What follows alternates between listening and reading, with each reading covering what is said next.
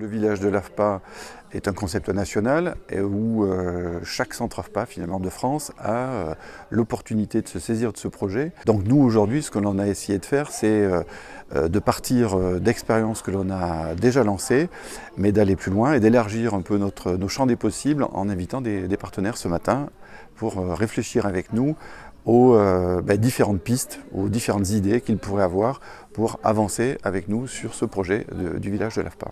Je pense que c'est un dispositif qui a l'intérêt de pouvoir mettre en place et d'accueillir un certain nombre de partenaires pour collaborer avec des idées que l'on peut mettre en place sur des problématiques que l'on rencontre sur le territoire, qu'il faudra articuler avec d'autres dispositifs qui auront peut-être la même nature. On parle de plus en plus de coworking, de tiers-lieux. On arrivera à résoudre les problématiques des demandeurs d'emploi de notre département par un meilleur échange entre tous les partenaires.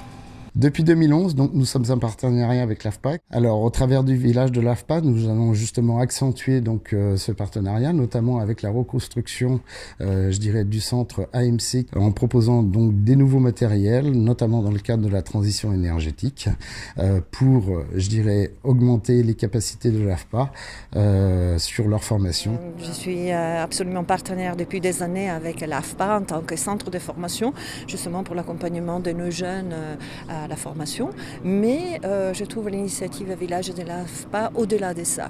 Surtout qu'il va regrouper énormément de compétences. Il y a des personnes avec des compétences multiples, compétences vraiment très, très, très spécifiques et aux stagiaires et peut être que bénéfique. On est un des premiers partenaires de l'AFPA puisque les stagiaires de la formation professionnelle continue sont pour la plupart des demandeurs d'emploi que l'on suit à Pôle emploi. Et on sait bien qu'à travers les recrutements et les difficultés de recrutement qu'on connaît actuellement avec les entreprises, le travail sur la formation professionnelle, mais aussi sur la formation au savoir-être est de plus en plus importante. Et c'était notamment un des points abordés ce matin dans un des ateliers créatifs. Sur le dernier atelier, par exemple, ça rentrait dans les détails. J'ai essayé d'apporter un œil un petit peu extérieur pour pouvoir aider justement pour le logement, la mobilité, la partie sociale aussi de stagiaires de l'AFPA. La matinée créative, c'est une première étape, c'est du brainstorming en fait, c'est trouver un moment ludique sur le format d'une demi-journée, travailler autour de tables rondes et de 3 thèmes et faire en sorte qu'à l'issue de ce temps-là, des idées, des confirmations de nos projets vont sortir.